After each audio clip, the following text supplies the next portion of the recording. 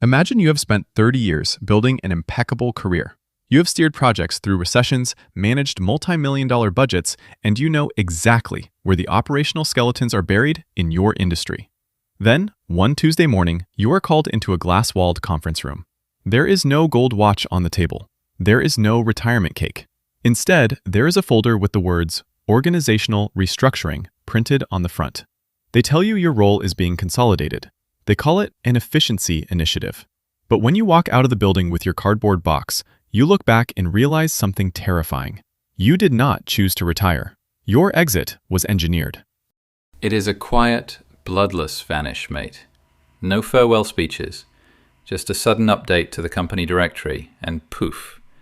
Decades of hard-won wisdom are suddenly invisible on the payroll.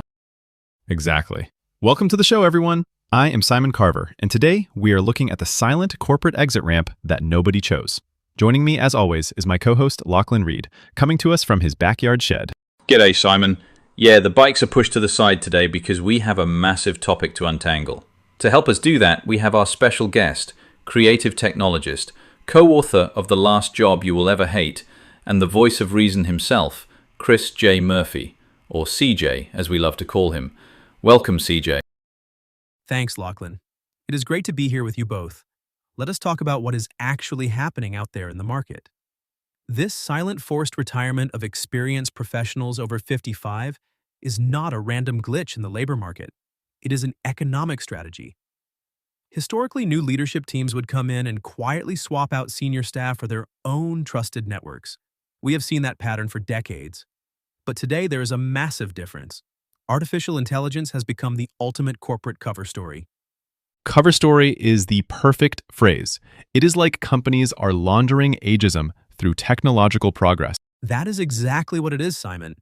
Every cost-cutting measure can now be repackaged as a forward-looking digital transformation. If a company lays off 50 senior managers to boost their margins, it looks like a desperate defensive move. But if they lay off those same 50 managers and announce a multi-million-dollar AI modernization initiative in the same breath, Wall Street applauds. They are no longer old-fashioned, they are agile. It is flat out like a lizard drinking, CJ. They are running at breakneck speed to swap human brains for algorithms, but they are completely missing the plot on what those brains actually did. Even a kangaroo could trip over this logic if they looked at the actual balance sheets. The real issue is that Wall Street's incentive structure is deeply flawed. The market rewards short-term quarterly earnings, not long-term institutional memory. If an enterprise cuts $20 million from its payroll this quarter, by pushing out its most experienced, highest-paid employees, the stock price reacts positively almost immediately. The spreadsheet looks beautiful. $20 million off the human ledger looks brilliant on a slide deck. But what about the ledger they are not showing? The cost of actually running these massive AI models. That is the great uncalculated irony, Simon. Organizations are cutting human payroll to fund massive AI deployments without ever calculating the true operational costs. They see the senior employee's salary clearly on a line item budget, but the AI costs are scattered across dozens of different department budgets. You have API platform subscriptions, heavy cloud compute charges, custom integration consulting fees, and what I call the token tax. Every single time a model processes a prompt, you are paying. It is like trading in a dead reliable 300 horsepower diesel tractor for a flashy experimental hover plow. Sure, the hover plow looks space age in the brochure, but suddenly you are paying a team of specialized engineers 10 times more just to keep the bloody thing from floating away into the neighbor's paddock, and it still does not know how to plant wheat. That tractor analogy hits home, Lachlan. We are trading known horsepower for unpredictable, highly complex systems. It is incredibly accurate, Lachlan. Companies are replacing the human who knows how to keep the operations running with systems that are incredibly expensive to maintain, secure, and govern. They forget about hallucinations, security compliance, data privacy, and the massive human overhead required just to verify that the AI is not confidently making things up. The visible cost goes down, the invisible liability skyrockets, and the board calls it a success. It is a massive illusion. Before we dive into the difference between raw information and true wisdom, I want to take a quick second to invite all of our listeners to hit that subscribe button. If you are finding value in this conversation, please share it with a colleague or leave us a review. It really helps us keep bringing you these deep, honest conversations without the corporate fluff. Too right, Simon. Drop us a review. Tell us your own stories. We read every single one of them. Let us talk about the core of this misunderstanding. There is this pervasive myth in corporate boardrooms that experience can simply be coded or replaced by a sufficiently large language model. But there is a massive, fundamental difference between information synthesis and actual human judgment. This is the critical axis of the entire transition, Simon. Generative AI is a world-class synthesizer of existing information. It can read 10,000 pages of PDF manuals and summarize them in 5 seconds, but it cannot replicate the pattern recognition that a professional develops across 30 years of economic cycles. It does not have intuition. It has never had to sit in a room with an angry client and salvage a relationship. AI can give you a list of 10 options, but it cannot make the decision and carry the weight of accountability when things go sideways. It is like the classic carpenter and the power drill. Zachary DeGemus and Han Brandt talk about this in their new book, Infinite Leverage. If you hand a top-of-the-line high-speed power drill to a master carpenter, they are going to build an absolute masterpiece of a cabinet in half the time. But if you hand that exact same high-speed drill to me, a bloke who struggles to hang a picture frame straight, you do not get a masterpiece. You just get messy holes in the plaster, and you get them incredibly fast. The drill does not replace the carpenter, Lachlan. It makes the great carpenter capable of impossible things, but it makes the careless or unskilled one dangerous at scale.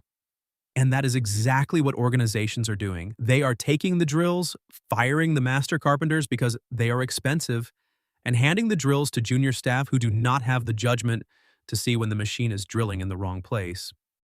And the result is what the book calls polished fiction. It looks beautiful, it is formatted perfectly, the slides are gorgeous, but the underlying substance is hollow or completely wrong. Yes, and because the output looks so professional, people stop checking. That is the fluency trap. In the old days, if someone did not know what they were talking about, their writing was usually disorganized and hesitant. You could spot the gaps instantly. Now, the machine produces flawless, authoritative prose that is completely fabricated. Without a seasoned expert at the checkpoint to say, wait, that number is impossible, I was there in '98 when we tried that and it failed. Those errors sail straight into production. It is terrifying, mate.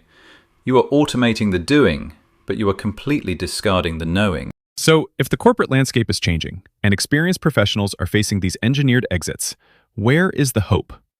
This brings us to the core thesis of the previously mentioned book, Infinite Leverage. The authors argue that the rules of leverage have completely flipped.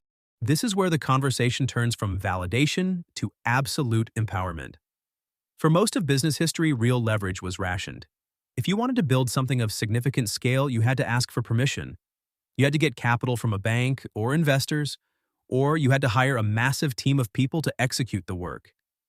Capital and labor were the only leverage multipliers that mattered, and they both required permission. But now we have the new multipliers, code and media, and they do not ask for a single bit of permission from anyone, do they? None at all, Lachlan. You do not need an investor's approval to write software or publish a podcast. They work for you while you sleep, serving an infinite audience at zero marginal cost. But historically, they were still practically gated because you had to be a software engineer or a media producer to use them. What AI did was remove that technical gate.